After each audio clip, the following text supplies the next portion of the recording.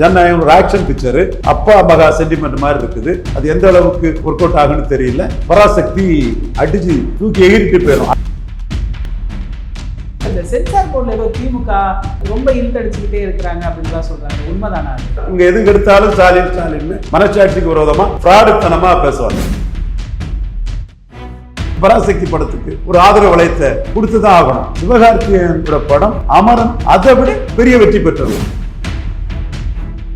விஜயை எதிர்கொள்றது லாபம், எல்லாமே சிவகார்த்திகேயனுக்கு லாபமா தான் இருக்குது. விஜய் இந்த போட்டியை சந்திச்சு தான் தீரணும்.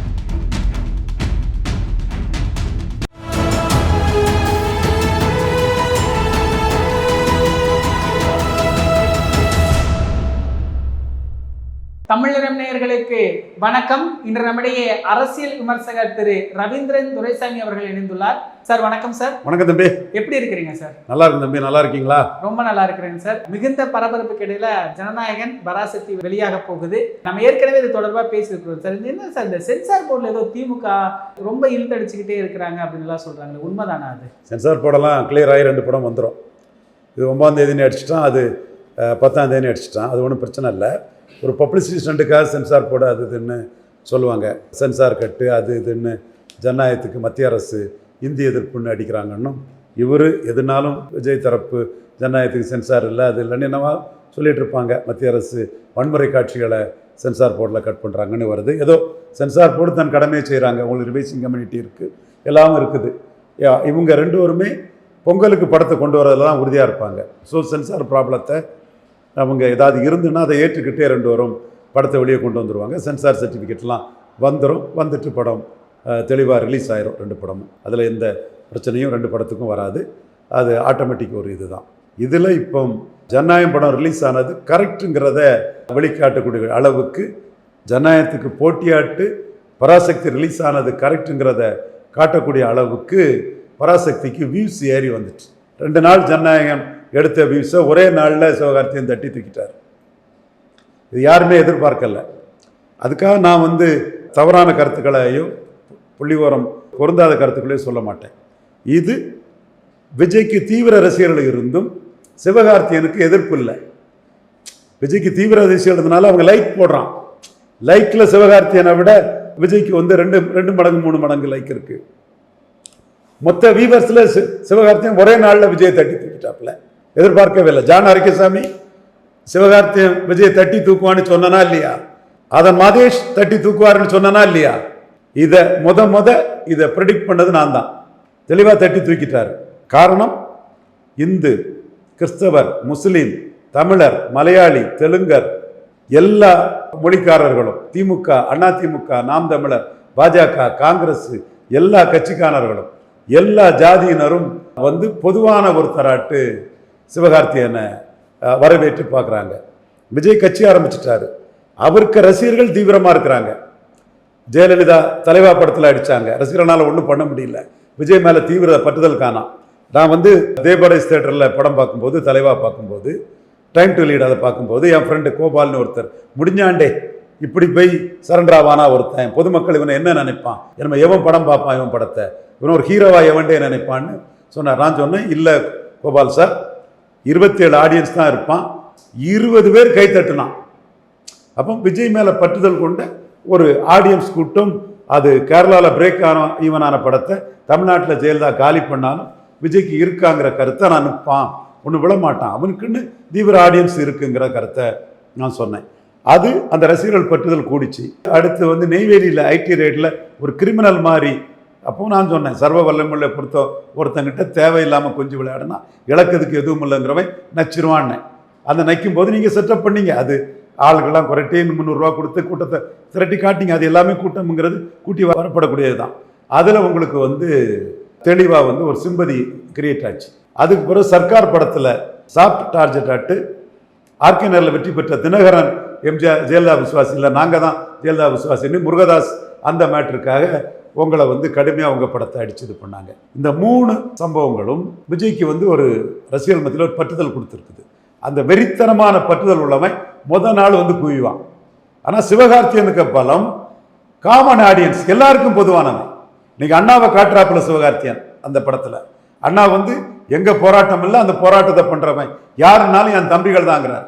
அப்போ இப்போ அண்ணாவை காட்டும்போது அதிமுக கொடியில் அண்ணா இருக்கக்கூடிய அண்ணா திராவிட முன்னேற்ற கழகமும் அந்த படத்தில் வந்து சிவகார்த்தியனுக்கு ஆதரவான ஒரு 20 விழுக்காடு வாக்கெடுத்த எடப்பாடி பழனிசாமி தரப்புனாலும் சரி, அண்ணாவை புகழ்ந்து பேசக்கூடிய அண்ணா மேல் அபிமானம் கொண்ட தரப்புனாலும் சரி, பராசக்தி படத்துக்கு ஒரு ஆதரவு வளையத்தை கொடுத்து தான் ஆகணும். அப்போ அதில் வந்து பைடர் நெட்டில் அண்ணாவை கொண்டு வந்து இதில் சிவகார்த்தியன் தரப்பு வந்து சுதா கொங்காரா தெளிவாக நிறுத்தி அந்த வீவ்ஸை வந்து இன்க்ரீஸ் பண்ணக்கூடிய அந்த வேலையை தெளிவாக பார்த்துடுறாங்க. அடுத்தால ஒரு பிறமொழி பெண்ணை லவ் பண்ணுற மாதிரி ஸ்ரீலீலா, பெரிய டான்ஸ் இருக்குமா என்னன்னு தெரியல, அந்த படத்தில் மிகப்பெரிய டான்ஸர் இந்தியாவில். அவங்க அவ்வளவு நளினமான ஒரு டான்ஸராட்டு ஸ்ரீலீலா வந்துட்டு இருக்கிறாங்க. பட் லவ் இருக்கும். ஏன்னா இளங்கன்று சிவகார்த்தியன் கொலை தள்ளிய வாழை விஜயனும் போது விஜய் படத்தில் லவ் ட்ராக் இருக்காது. அந்த ட்ராக்கில் வரும்போது அந்த மொழி இதில் அந்த பெண் ஒரு காதல் ஊடலில் அடிக்கிற மாதிரி வரும்போது ஒரு கேரக்டர் வந்து பெரியார்கிட்ட பரிசு வாங்கினவன், அண்ணா கிட்ட வாங்கினவன், ஒரு பெண்ணுக்கிட்ட அடி வாங்கிறேன்னு ஒரு வசனம் வருது. அந்த இடத்துல பெரியாரையும் அவங்க கொண்டு வராங்க. ஸோ இந்த இடங்கள் விஜயே தாவேக்காவுக்கு கொள்கையை கொண்டு வந்துட்டாங்க, தாவேக்காவு கொள்கை தலைவரையே பெரியாரையே கொண்டு வந்துட்டாங்க. இப்படி இந்த அபிமானங்கிறது எல்லாருக்கும் வரக்கூடிய அளவுக்கு அது பெரிய அளவில் வருது. இன்னொன்று குலசாமின்னு சொல்கிறாங்க, அது கூட ஏதாவது குறியீடு இருக்குமான்னு பார்க்கணும். ஒரு குறியீடு இருக்கிறதுக்கான வாய்ப்புகள் இருக்கான்னு பார்க்கணும். அல்லது சுதா கொங்காரா மனசில் உள்ளதை குறியீடாக காட்டாமல் கூட குலசாமிங்கிறதோட விட்டுட்டு போயிருக்கலாம். யார் ஜெயம் ரவிக்கு ஒரு வசனம் வருது. இப்படி அந்த படமானது வந்து தமிழ், அதில் வந்து இவருக்கு நாம் தமிழர் தம்பி சாட்டை துரைமுருகன் அந்த ட்ரெயின் ஓடிட்டு இருக்கும்போது உள்ள வசனத்தை, நீ இங்கே வந்தால் ஹிந்தி படிக்கணும், நான் அங்கே போனால் ஹிந்தி படிக்கணும், நீ இங்கே வந்து என்ன ஹிந்தி படின்னு சொல்லாதங்கிற மாதிரி ஒரு வசனம் வர்றதை சாட்டை துரைமுருகன் நாம் தமிழர் அதை பெருசாக தம்பி இது பண்ணி ப்ரொஜெக்ட் பண்ணி விட்டுருக்காப்புல. அதே மாதிரி கடைசியாக சிவகார்த்தியன் பேசுவார் இல்லையா, ஒரு ட்ரெய்லரில் வரக்கூடிய வசனம் தமிழ் சேனைன்னு பேசுவார்ல, அது இன்னைக்கு நாம் தமிழரை தான் சொல்லுது, எங்களை தான் சொல்லுது. அவங்க திராவிடம்னு வந்தவங்க வேற திசையில் போயிட்டாங்க, திராவிட பொங்கல் தமிழ் பொங்கல். நாம் தமிழரும் இந்த படத்தை சொந்தம் கொண்டாடி அந்த தமிழ் இதில் திமுக அண்ணா திமுகவை அடிக்கிறதுக்கு நாங்கள் தான் தமிழுக்கு நிற்கிறோம்னு சொல்லக்கூடிய அளவுக்கு நாம் தமிழரும் இந்த படத்தை சொந்தம் கொண்டாடக்கூடிய ஒரு சூழலை வந்து சுதா கொங்காரோட அந்த காட்சி அமைப்புகள் உருவாக்கி இருக்குங்கிறது ட்ரெய்லர்லேயே தெள்ள தெளிவாக தெரியுது. இதை தாண்டி கோட் படத்துக்கு வசூலுக்காக சீமானுக்கு நாம் தமிழர் சின்னத்தை விஜய் போட்டார். உண்மை விஜய், ஜோசப் விஜய், ஜானார்கிசாமி பைபிளை கொண்டு சத்தியம் பண்ணுங்க, வசூலுக்காக நாங்கள் போடலை, சும்மா ஏதோ முட்டாள்தனமா பைத்தியகாரத்தனமா நாம் தமிழர் சின்னம் மைக்க போட்டோன்னு சொல்லுங்க. இல்லை, உங்கள் மனசாட்சிக்கே தெரியும். ஆனால் ஒரு கட்டத்துக்குள்ள சிவகார்த்தியன் சீமானையே போல்டா வந்து பார்த்தாரு. ஸோ நாம் தமிழர் ட்ராக்குங்கிறதும் பொதுவாக எல்லாருக்கும் பொதுவான, சீமானுக்கு இவருக்கு விஜய்க்கு பொதுவான, சிவகார்த்தியனுக்கு வந்து பொதுவான ஒரு ஆட்டு அது கிடைக்க வருது. ஆனால் விஜயை பொறுத்தவரை கட்சி ஆரம்பித்ததுனால பல எதிர்ப்புகளை சம்பாதிச்சுட்டு இருக்கிறார். பட் அவருக்கு நாள் தீவிர ஓப்பனிங் வந்து ஹெவியாக இருக்கும். அதனால தான் ஸ்ட்ராட்டஜிக்கல் ரிலீஸ் ஆட்டு உதயநிதி ஸ்டாலின் தரப்பு இதை வந்து 9ஆம் தேதி ரிலீஸ் பண்ணால் விஜய்க்கு வெறி கூட்டத்துக்கு முன்னாடி நம்ம தாக்கு பிடிக்க முடியாது சிவகார்த்தியனால. ஸோ அடுத்த நாள் ஒரு வீகத்தோட சனிக்கிழமை ரிலீஸ் பண்ணுறாங்க. நான் ஒருத்தன் தான் சொன்னேன், புக் மை ஷோவில் 2வது நாள் சிவகார்த்தியம் படத்துக்கு, அதாவது சிவகார்த்தியம் படத்துக்கு முதல் நாள் பராசக்தி ஜனநாயகனோட அதிக டிக்கெட் சேல்ஸ் ஆக வாய்ப்பு இருக்குது, அதை நம்ம எடுத்து பார்ப்போமான்னு சகோதரர்கள், அவங்க சகோதரர்கள் தான், அவங்களுக்கு நமக்கு என்ன இருக்கு, அவங்க பிஸ்மி அந்தனன் செய்யார் பாலு போன்ற சகோதரர்கள்ட்ட ஒரு எவிடன்ஸ் ஆட்டு இதை வச்சு தான் அந்த சகோதரர்கள்ட்ட நான் கேட்டேன். அது நீங்க பார்த்தீங்கன்னா சிவகார்த்தியன் ரிலீஸ் பண்ணது கரெக்டுங்கிறத சொல்றதுக்கு தான் சொன்னேன். இன்னைக்கு வியூஸ்லேயே சிவகார்த்தியன் ரிலீஸ் பண்ணது கரெக்டுன்னு வந்துட்டுன்னா அவர் அனைவருக்கும் பொதுவானவர், இந்து கிறிஸ்டின் முஸ்லீம் எல்லாத்துக்கும் பொதுவானவர். இப்போ தனிப்பட்ட முறையில் நான் வந்து ஐயா தாஸ் அவர்கள் வந்து தீவிரவாதிகள், தேச துரோகிகள், வன்முறையாளர்கள், பயங்கரவாதிகள் இவங்களுக்கு அடிபணியாம ஒரு நேர்மையான ஒரு சிறைத்துறை அதிகாரியா நின்ன ஒரு ஆனஸ்ட் ஆபீசருங்கிற லெவல்ல நாட்டுப்பற்று கொண்டவர், இந்த நாட்டுக்கு சீனிவாச ஐயங்கார் எவ்வித எதிர்பார்ப்பும் இல்லாம தியாகம் பண்ண மாதிரி, கமலஹாசனுக்கு அப்பா பண்ண மாதிரி சிவகார்த்தியனுக்கு தந்தை தாஸ் ஐயாவும் ஜாதி இதெல்லாம் நமக்கு துளியும் இதுல நம்ம பார்க்க மாட்டோம். அவர் ஏதோ திருச்சியில் சோழிய வேளாளரோ என்ன வேளாளரோ அது நமக்கு தேவையில்லை. நாட்டுக்காக எப்படி ஐயங்கார் தியாகம் பண்ணாரோ அதே மாதிரி ஐயா தாஸ் அவர்களும் நாட்டுக்காக தியாகம் பண்ணவருங்கிற மரியாதை மதிப்பு சிவகார்த்தியன் மேல நமக்கு என்னைக்கும் பாசிட்டிவா உண்டு. அந்த அட் த சேம் டைம் அவர் இந்து முஸ்லீம் கிறிஸ்டின் எல்லாத்துக்கும் பொதுவான ஒரு கலைஞராக தான் சிவகார்த்தியன் இருக்கிறாரு. எந்த ஜாதி இதுக்குள்ளேயும் எந்த கட்சி இதுக்குள்ளேயும் அடைபடாத அனைவரும் நேசிக்கக்கூடிய ஒரு கலைஞரா சிவகார்த்திகேயன் இருக்கிறார். இதுதான் இந்த இடத்துக்குள்ள சிவகார்த்திகேயனுக்கு பிளஸ். படம் மட்டும் சுதா கொங்காரா ஷைன் பண்ணிட்டா சிவகார்த்திகேயன் படம் வந்து பெரிய அளவில் போயிடும். இன்னொன்று கண்டென்ட் வைஸும் சிவகார்த்திகேயனுக்கு இப்போ வந்து அந்த படத்துக்கு வந்து ஒரு பெரிய வேல்யூவை கொடுக்குது. தமிழர் போராட்டம் அது எனக்கு இன்னொரு மாறுபட்ட கருத்து உண்டு.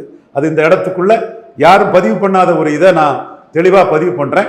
இது இளைய தலைமுறைக்கு இந்த கருத்து தெரியணுங்கிறதுக்காக தான் நான் பதிவு பண்ணுறேன். ஒரு பெரிய தலைவர் தமிழர் பெருந்தலைவர் காமராஜர், அவர் தமிழராக செயல்படலை, காங்கிரஸ்காரராக தான் செயல்பட்டார். தேவிகுளம் பீர்மேடு விஷயத்திலேயும் காங்கிரஸ்காரராக தான் அவர் செயல்பட்டார். அந்த காங்கிரஸ்காரராக செயல்பட்டதுனால காங்கிரஸ் அரசியல் அவர் பண்ணதுனால காங்கிரஸில் மிகப்பெரிய உயரத்துக்கு வளர்ந்தார். நெஹ்ரு இறந்ததுமே நெஹ்ரு வாரிசு காமராஜ் தான்னு இந்தியா முழுக்க மக்கள் பேசக்கூடிய அளவுக்கு திண்டுக்கல் ஐயா சுந்தரம் பிள்ளை நெஹ்ரு வாரிசு காமராஜ் தான் ஒரு பெரிய பாட்டே உண்டு. அந்த சாஸ்திரியை வந்து காமராஜ் வந்து பிரைம் மினிஸ்டராக தேர்ந்தெடுக்கப்பட்டதுமே அந்த இது உண்டு. சாஸ்திரி வந்து பிரைம் மினிஸ்டரே தேர்ந்தெடுக்கப்பட்டவரே காமராஜ் தான். தமிழ்நாட்டுக்குள்ள வெயிட்டு, சென்னை ராஜஸ்தானிக்கு உள்ள வெயிட்டு, பல நெஹ்ருக்கு பட்டேலுக்கு எதிராக பொலிட்டிக்ஸ் பண்ணி நெஹ்ருவே ப்ரொடெக்ட் பண்ணவர். Nehru popularity what catching capacity உள்ள நெஹ்ரு போன பிறகு காங்கிரஸில் இருந்த தலைவர்களில் பெரிய தலைவர் அகில இந்திய காங்கிரஸ் தலைவர் காமராஜ் தான். அப்போ சாஸ்திரி அவர் பிரைம் மினிஸ்டராக தேர்ந்தெடுக்கும் போது சாஸ்திரி பிரைம் மினிஸ்டர் காமராஜருக்கு வீடு நோக்கி வந்து பார்த்தாரு. பிரைம் மினிஸ்டர் காமராஜரை வந்து பார்த்தாரு. இந்தியாவையே கண்ட்ரோல் பண்ணக்கூடிய அளவுக்கு ஒரு பெரிய கிங் மேக்கராட்டு காமராஜ் இருந்தார். நம்ம சொல்லணும்னா தினகரனை எடப்பாடி போய் பார்த்ததா கூட சொல்லலாம். ஏன்னா அதிகாரம் அது அந்த சூழ்நிலை அன்னைக்கு அந்த அளவுக்கு பிரைம் மினிஸ்டர் கமாண்ட் பண்ணக்கூடிய அளவுக்கு காமராஜ் இருந்தார். பாலிசி டிசிஷன்ல பெரிய லெவலில் இருந்தார். அப்போ அவருக்கு எதிராட்டு அது அவர் தமிழருங்கிறதுக்காக எதிராக இருந்தாலும் சொல்ல வரல. அரசியல் அரங்கத்துக்குள்ள நெஹ்ரு காலத்திலே டெல்லி காங்கிரஸில் பிரச்சனையை அவர் தான் தீர்த்து வச்சார்.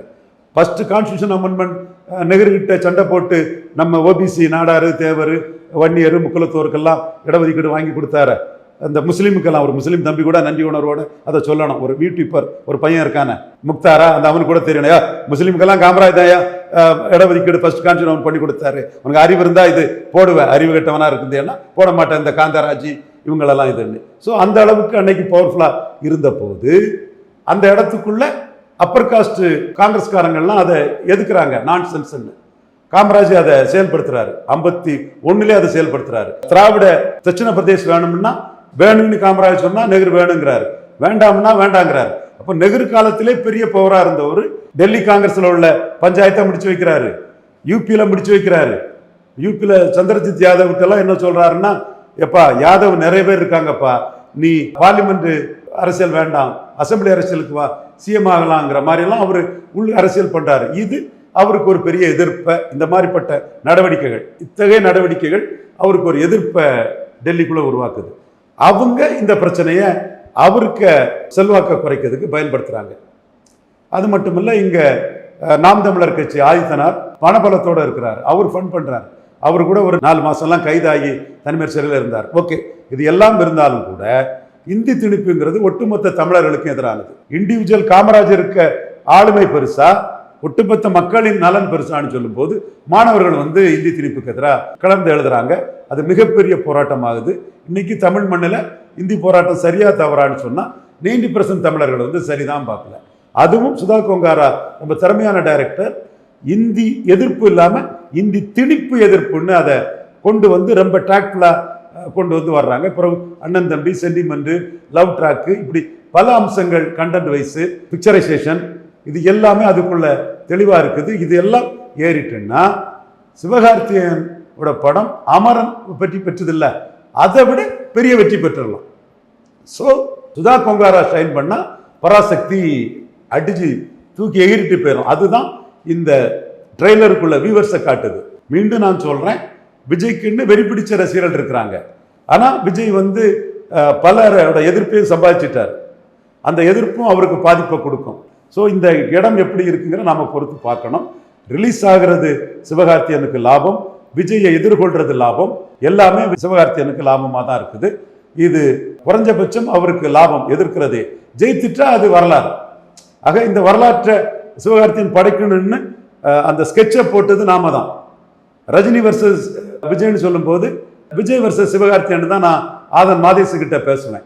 அது மட்டும் இல்லை, உதயநிதி ஸ்டாலினுக்கே ஓப்பன் ஆட்டு ஒரு பேட்டியில் சொன்னேன், நீங்க விஜய் உங்களுக்கு எதிராக அரசியலுக்குள்ள வந்துடக்கூடாதுங்கிறதுக்காக கோட்டுக்கு எதிராக படம் உடல்ல லியோ படத்தை வானலாவா போழ்ந்தீங்க. பாட்டு சூப்பர், படம் super, Lokesh Kanaga super, LC super, Vijay அண்ணா சூப்பர், ஆர்ட் டைரக்டர் சூப்பர், அது இது எல்லாமே சூப்பர்னு போட்டு படத்துக்கு 3 நாளைக்கு முன்னாடி படத்துக்கு ஒரு பிஆர்ஓ ஒர்க்கை உதயநிதி ஸ்டாலின் பண்ணி கொடுத்தாரு. அதே மாதிரி இந்த படத்துக்கு எதிராக போட்டி படம் விடல. இதே தொடர்ந்தீங்கன்னா நீங்க விஜய் கண்டு பயந்துட்டீங்கன்னு அர்த்தம்னு சொன்னேன். அவர் பயப்படலைன்னு அவங்க தெளிவா அவங்களும் ரிலீஸ் பண்ணிட்டாங்க. போட்டிக்கு சிவகார்த்தியனும் இதில் வந்துட்டாப்புல. ஸோ இந்த கட்டம் விஜய் இந்த போட்டியை சந்திச்சு தான் தீரணும். இதில் விஜய்க்கு 60% மார்க்கெட் பலம் தான் சிவகார்த்தியனுக்கு உண்டு. ஆனால் விஜய் படத்தை எழுத்ததில் அவருக்கு ரஜினி ரசிகர்கள் ஆதரவு, அஜித் ரசிகர்கள் ஆதரவு, தென் நாம் தமிழர் தம்பிகள் அந்த கண்டென்ட் தமிழுக்கு ஒரு சேனை உண்டுன்னு சொல்றதும், சிவகார்த்தியன் சீமான நேரில் போய் பார்த்ததும் அவங்க ஆதரவு, இப்படி பலதரப்பட்ட ஆதரவுகள் அண்ணாவை ப்ரொஜெக்ட் பண்றதுல திமுக அண்ணா திமுக ஆதரவு, இதெல்லாம் அவருக்கு வந்து இலவசமா வந்து சேர்ந்துச்சு. இது விஜய்க்கு வந்து மெர்சல் படத்துல பாஜக எதிர்ப்பும் ரஜினிக்கு எதிரானவர்களும் மெர்சல் படத்துல விஜய்க்கு கிடைச்சது. மெர்சல் மார்க்கெட்டுங்கிறது இந்த ஆன்டி பிஜேபியில விஜய்க்கு மார்க்கெட் ஏறிச்சு. இப்போ ஆன்டி பிஜேபியா ப்ரோ பிஜேபியா விஜய்ங்கிறதுல குழப்பம் இருக்குது. ஸோ இந்த அவுட் சைடு இது வந்து இன்னைக்கு சிவகார்த்தியனுக்கு வந்து ஒரிஜினல் மார்க்கெட்டை விட அதை தூக்கி விட்டு விஜயை எதிர்கொள்ள முடியுங்கிற ஒரு சிச்சுவேஷனை சிவகார்த்தியனுக்கு கொடுத்துருக்குது. விஜய் தான் பெரிய ஆளு, விஜய்க்கு தான் மினிமம் கேரண்டி சிவகார்த்தியனோட அதிகம். இது மதராசி மினிமம் கேரண்டியோட கோட்டுக்கு மினிமம் கேரண்டி அதிகம். ஒரு 60% தான் சிவகார்த்தியன் விஜய்க்கு இருக்கிறாரு. ஆனா உங்களுக்கு எப்படி மெர்சல் வந்து ஆன்டி ரஜினி ஆன்டி பிஜேபின்னு ஒரு தூக்கிச்சோ ஆள போறான் தமிழன் சீமான் உங்களெல்லாம் தமிழன் அது இதெல்லாம் சொல்லி உங்களுக்கு ஒரு லிப்ட சீமான் கொடுத்தாரோ, அதே மாதிரி இன்னைக்கு வந்து சிவகார்த்தியனுக்கு வந்து தமிழ் இந்த எதிர்ப்பு போராட்டம் இது எல்லாமே வந்து சிவகார்த்தியனுக்கு வந்து ஒரு பெரிய பூஸ்டர் கொடுத்துருக்குது. படம் வியூஸ்ல வந்து விஜய ஒரே நாள்லேயே தட்டி தூக்கி தாண்டி போயிட்டுன்னா அது சிவகார்த்தியனுக்கு ஸ்ட்ராட்டஜி கரெக்டு, உதயநிதி ஸ்டாலினுக்கு ஸ்ட்ராட்டஜிக்கல் ரிலீஸ் கரெக்டு, எல்லாமே கரெக்டாக பக்காவா அவங்க செயல்படுறாங்க. மக்கள் தான் தீர்ப்பளிக்கணும். ஜனநாயகம் ஒரு ஆக்ஷன் பிக்சரு, அப்பா மகா சென்டிமெண்ட் மாதிரி இருக்குது. அது எந்த அளவுக்கு ஒர்க் அவுட் ஆகுன்னு தெரியல. பராசக்தி நமக்கு எல்லாருக்குமே தெரியுது, ஒரு மொழிப்போர், ஒரு தமிழ் மண்ணில் நடந்த சுதந்திர போராட்டத்துக்கு அடுத்தபடியான மிகப்பெரிய போராட்டத்தை, அனைத்து ஜாதி தமிழர்களும் ஒன்றுபட்டு நின்ற ஒரு போராட்டத்தை பிரதிபலிக்கக்கூடிய ஒரு படமாட்டு இருக்குது. சுதா கொங்காரா போன்ற மணிரத்னத்தின் உதவியாளராக இருந்தவங்க அதை எஃபெக்டிவாக பண்ணுவாங்கன்னு தெரியும். ஸோ பொறுத்திருந்து பார்ப்போம். மீண்டும் இந்த படத்தை பற்றி நான் பேசுகிறேன். என் மனசுக்கு பட்ட உண்மைகளை நான் பேசுவேனே தவிர யாரையும் குறைக்கணும்னோ எந்த படத்தை கெடுக்கணுங்கிறோ எனக்கு எண்ணம் இல்லை. 2 படமும் கண்டென்ட் வைஸ் நல்லா இருக்கும்னு நான் நம்புகிறேன். பொறுத்திருந்து பார்ப்போம். எது நல்லதோ அது மேலே போகும். அந்த வாய்ப்பு சிவகார்த்தியனுக்கு இருக்கதாட்டும் பராசக்திக்கு இருக்கதாட்டும் நான் கருதுறேன். பொறுத்திருந்து பார்ப்போம். என்னோட பர்சனல் இது உங்களுக்கு எல்லாருக்குமே தெரியும், தமிழ் மண்ணுக்கே தெரியும். நாம் வந்து ஐயா தாழ்நிலை நாடார் தொண்டராட்டு இந்துக்களின் உணர்வை மதிக்கக்கூடிய, இந்துக்களுக்காக மக்கள் தலைமை எம்ஜிஆரை எதிர்த்து களத்தில் நின்ற இந்துக்களின் காவலரான, இந்துக்களின் தந்தை என்று சொல்லக்கூடிய ஐயா தாழ்நிலை நாடார் தொண்டராட்டு பொது வாழ்க்கையில் வந்தவன். அந்த வகையில் ஐயா தாஸ் அவர்கள் மீது எங்களுக்கு மிகுந்த மரியாதை உண்டு. அது எங்களுடைய தனிப்பட்ட மரியாதை. அதையும் நான் பதிவு பண்ணி மக்கள் அளிக்கட்டும், ரசிகர்கள் தீர்ப்பளிக்கட்டும் என்று ஜனநாயகன் பராசக்தி போட்டியை பொறுத்திருந்து பார்ப்போம்னு முடிக்கிறேன். இப்போ நீங்க சொல்லும் போதே சொன்னீங்க சார், விஜய் ப்ரோ பிஜேபியா ஆன்டி பிஜேபியாங்கிறதுலே ஒரு குழப்பம் இருக்கு. இப்போ இந்த தணிக்கை சான்றிதழ் அதுல கூட அந்த சென்சார் போர்டில் என்ன சொல்றாருன்னா, நிர்மல்குமார் எங்களுக்கு வந்து சென்சார் போர்டு தரமாட்டேங்கிறாங்கன்னு சொல்றாரே தவிர பாஜக ஒரு பம்மர வேலை இருக்கு. பாஜக பத்தியே குறிப்பிடலையே, அது என்ன காரணம்? சென்சார் போர்டு கொடுத்துருவாங்க. அது பிசினஸ் சம்பந்தப்பட்டதான், நிர்வாகம் சம்பந்தப்பட்டது தான். 9ஆம் தேதி தராமல் இருக்க மாட்டாங்க, கொடுத்துருவாங்க. இப்போ திமுகவை எந்த பிரச்சனை வந்தாலும் இவங்க சொல்றாங்களே சார், இந்த சென்சார் போர்டுக்கும் திமுகவை காரணம் காட்டுறாங்களா? அது ஏதாவது கரெக்டான ஒரு ரீசன் இருக்கா திமுகவை சொல்றதுக்கு? இல்லை, நீங்கள் அதை வந்து விஜய்க்கு ஆதரவாளர்களை எடுக்கலை. நீங்கள் அருந்ததியர் மக்கள் வந்து ஈரோட்டில் கூடுற போது ஸ்டாலினுக்கு எதிராக போகலையே. அதனால தானே இப்போ விஜய்கிட்ட கூட்டணி வைக்கிறதுக்கே பயப்படுறாங்க. ஓட் டிரான்ஸ்ஃபரிங் கெப்பாசிட்டி என்னன்னு தெரியாது. விஜய்க்கு பார்க்க வந்த அருந்ததியர் மக்கள் பறையர்களுக்கு 5 விழுக்காடு இடஒதுக்கீடு உயர்த்தி கொடுக்கணும்னு சொல்லக்கூடிய சீமான, எப்படி எஸ்சிக்குள்ள இருந்து எடுத்து அருந்ததியர் கொடுப்பான்னு சொல்லக்கூடிய சீமான வெறுப்பா பார்க்குறாங்க விஜயநகர அதெல்லாம் சொல்றதுனால. அப்போ அந்த மக்கள்ல பெருவாரியானவர்கள் வந்து விஜய் சீமான அடிக்கிறாரு. அது சீமான மட்டும் இல்லை, ராமதாஸ், இவர் அன்புமணி, திருமாவளவன் எல்லாத்தையும் அடிக்கிறாதான் அர்த்தம். 8% வாக்கு வாங்கி அங்கீகாரம் பெற்ற ஒருத்தரே அடிச்சுட்டாருன்னா இறந்தது இந்த மாதிரி சொன்னா ராமதாஸுக்கும் திருமாவளவனுக்கும் அது பொருந்தும். பட் அந்த கூட்டம் வந்து அது சீமான் அவர் அடிக்கிறாருன்னு தெரிஞ்சதும் அப்படியே கைத்தட்டி ஆர்ப்பரிக்கிறாங்க. ஆனால் அவங்க வந்து ஸ்டாலினுக்கு எதிராக போகலையே. ஸ்டாலினே இவருக்கு சிபிஐ வந்து ஒருவேளை அக்யூஸ்டா சேர்த்தாலும் ஆச்சரியப்படுறதுக்கு இல்லை. ஸ்டாலின் ஸ்டேட் போலீஸ் சேர்க்கலையே, சர்டிஃபிகேட்லாம் கொடுத்தாரு. அப்போ ஸ்டாலின் என்ன நினைக்கிறாருன்னா, இவரை நம்ம கைது பண்ணணும்னா கரூர் மேட்டரில் அவர் எடப்பாடி காலில் விழுந்துருவார், அதனால சர்டிஃபிகேட் கொடுத்து பூ போல காப்பாற்றி விட்டுட்டார். ஸோ இவங்க தேவையில்லாமல் ஸ்டாலினை எதுக்கிறது வந்து அறிவார்ந்த மக்களுக்கு தெரியும். இது செட்டப் கோஷ்டி, ஃப்ராடு கோஷ்டிகள் பண்ணுறான். ஸ்டாலின் வந்து கைது பண்ணாததும் அந்த கேரவனை கன்சிடரேட் பண்ணாதும் தப்புன்னு சீமான் ஓங்கி அடிக்கிறார். விஜயாவது புண்ணாக்காவது ஓட்டாவது மண்ணாவது, நீ பண்ணது தப்பு, உன்னை அரெஸ்ட் பண்ணியிருக்கணும், நீ தான் குற்றவாளி, வண்டியை ஸ்டேஷன் கொண்டு போய் போல்டா ஃபார்ச்சூன் ஃபேவர்ஸ் த பிரேவ்னு சீமான் இருக்கிறார். ரேவந்த் ரெட்டி அல்லு அர்ஜுனாவை அக்யூஸ்ட் ஆக்கினாரு, அரெஸ்ட் பண்ணார். ஸ்டாலின் வந்து இவர் அரெஸ்ட் பண்ணி ஏதாவது கை வச்சோம்னா அது அவர் எடப்பாடி கிட்ட போய் விழுந்துருவாரு, 15 சீட்டோ 20 சீட்டோ வாங்கிட்டு எடப்பாடி கிட்ட போயிடுவாருன்னு அதை ஒரு சிம்பதியாக கிரியேட் பண்ணிடுவாருன்னு ஸ்டாலின் ரொம்ப பூ போல டீல் பண்றாரு. அதனால இவங்க எதுக்கு எடுத்தாலும் ஸ்டாலின் ஸ்டாலின்னு மனசாட்சிக்கு விரோதமாக ஃப்ராடுத்தனமாக பேசுவாங்க. இன்னொரு பக்கம் 2வது இடம் விஜய்க்கு ஒரு கருத்து கணிப்பில் சொன்னாங்க சார். எப்படி உதயநிதிக்கு போட்டியாக வந்துட்டாரா விஜய்? கருத்து கணிப்பெல்லாம் ஃப்ராடுங்க, அதெல்லாம் ஏட்டு சுரக்கா கறிக்கு உதவாது. நீங்கள் சீமான கருத்து கணிப்பிலே வைக்கல, கமலஹாசனையும் தினகரனையும் தான் கருத்து கணிப்பில் வச்சாங்க. ஆனால் சீமான் எப்படி 7 விழுக்காடு வந்தார் களத்தில், கமலஹாசனும் தினகரனும் 2.5 போனாங்க. அப்போ சீமான் 214 தனிச்சு நின்னாங்க. இந்த கருத்து கணிப்பில் தினகரனுக்கும் கமலஹாசனுக்கும் ஓட்டு போட்டவங்க நிஜத்தில் அவங்க சந்தர்ப்பவாத கூட்டணி வைக்கிறாங்க. பிரேமலதாவுக்கு 60 சீட்டு, ஒரு கொள்கையற்ற கோமாளித்தனமான கூட்டணி 2.5% தள்ளிட்டாங்க. சரத்குமாருக்கு 40 சீட்டு, கொள்கையற்ற கோமாளித்தனமான கூட்டணி. திமுக வேண்டாம், அதிமுக வேண்டாம்னு சொன்ன கமலஹாசன் திமுக கிட்ட ராஜ்சபாவும் ஜெயலலிதா கிட்ட பிரச்சார பீரங்கியாட்டு இருந்த சரத்குமாருக்கு 40 சீட்டு. அப்போ முரண்பாடான கூட்டணி. ஊழல் இருக்கக்கூடிய விஜய் ஓட்டுக்கு 2000 ரூபா கொடுத்த செங்கோட்டையனை கட்சியில் சேர்த்திருக்கிறாரு. டெபாசிட் போயிடக்கூடாதுன்னு ஓட்டுக்கு 2000 ரூபா கொடுத்தது செங்கோட்டையன் தான். செங்கோட்டையன் மேலும் ஊழல் வழக்குகள் உண்டு. அப்போ சீமான் 214 நின்று அடித்து தூக்கும் போது வந்து மக்கள் சீமான் பக்கம் தான் திரும்புவாங்களே தவிர விஜயை ஒரு மாற்றா நினைக்கக்கூடிய வரக்கூடிய மக்கள் இவர் ஒரு தகுதி இல்லாதவர், மண்குதிரை, இன்எலிஜிபிள், இன்காம்பிட்டன்ட், ஊழல்வாதியோட கூட்டணி வைக்கிறாரு. இவர்கிட்ட கேண்டிடேட் இல்லைனால ஊழல் செங்கோட்டையன் கூட போய் அவர் போட்டி அதிமுக காரங்களை பால்பாக்கி கிருஷ்ணன், சத்யபாமா, அரவக்குறிச்சியில் ஒரு முஸ்லீம் கேண்டிடேட்டு, இப்படி கேண்டிடேட் இல்லாமல் செங்கோட்டையனை நம்பி எம்ஜிஆர் ஜெயலலிதான்னு ஓடுறாரு. எம்ஜிஆர் ஜெயலலிதா ஊழல்னு சீமான் சொல்கிறாரு. ஃபார்ச்சூன் ஃபேவர்ஸ் பிரேவுங்கிற மாதிரி கமலஹாசனை வச்சு வந்த ஆஸ்பிரேஷன்ஸ் ஓட்ஸு, தினகரனை வச்சு வந்த ஆஸ்பிரேஷன்ஸ் ஓட்ஸு, சசிகலாவை சிறைச்சாலையில் கொல்ல சதின்னு சொன்னார் சீமான். ஓட்டெல்லாம் சீமானுக்கு வந்தது மாதிரி இப்பவும் தகுதியற்ற விஜயை நம்பி, மண்குதிரை விஜயை நம்பி ஒரு ஆஸ்பிரேஷனல் ஓட்டாக வரக்கூடிய ஓட்டெல்லாம் நிஜ ஓட்டாக மாறாது. 214 நிற்க முடியாத ஒரு சந்தர்ப்பவாத பச்சோந்தி கோலத்தனமான ஒரு அரசியல்வாதி சீமான் மாதிரி ஒரு பிரேவ் பொலிட்டிஷியன் இல்லைங்கும் போது கூட்டணிக்காக அலைகிறாரு. சந்தர்ப்பவாத ஊழல்வாதிகளை கூட கூடி கும்மாள் அடிக்கிறாருன்னு சொல்லும்போது, கொள்கையற்ற கோமாளித்தனம் பண்ணுறாருன்னு சொல்லும்போது விஜயை மையமாக வச்சு வரக்கூடிய ஆஸ்பிரேஷனல் ஓட்ஸு சீமானுக்கு ரியல் ஓட்ஸாக வரும். இதுதான் கமலஹாசன் விஷயத்தில் நடந்தது, தினகரன் விஷயத்தில் நடந்தது, விஜய் விஷயத்தில் இதுதான் நடக்கும். விஜய்க்கு 50 கேண்டிடேட் கூட இல்லை. 214 தொகுதியில் அவருக்கு பிறந்தநாள் விழா நடக்கலை, அது 35 இடத்துல தான் நடந்தது. ஸோ விஜய் பற்றி வரக்கூடிய இந்த இது விஜய் சீமான் கம்பாரிசன் ஆகி ரியல் ஹீரோ சீமானுக்கு வாக்கா மாறி விழும். இதுதான் நடக்க போகும். இதைத்தான் நான் பிரியன்கிட்டே சேலஞ்ச் பண்ணேன். பிரியம் பண்ணிட்டார் உடனே. நிகழ்கால அரசியல் குறித்து பல தகவல்களை பகிர்ந்து கொண்டதுக்கு நன்றிங்க சார். உலக தமிழர்களுக்கு வணக்கம். நான் ரவீந்திரன் துரைசாமி. தமிழினம் வலையொலியில் தொடர்ந்து பேசி வருகிறேன். தமிழினம் வலையொலி தமிழர்களின் உயர்வுக்கும் தமிழரின் பெருமைகளை மீட்டெடுப்பதற்கும் பெரும் பணி ஆற்றி வருகிறது. தமிழினம் வலையொலியை பாருங்கள், அதனை சப்ஸ்கிரைப் பண்ணுங்கள். நன்றி, வணக்கம்.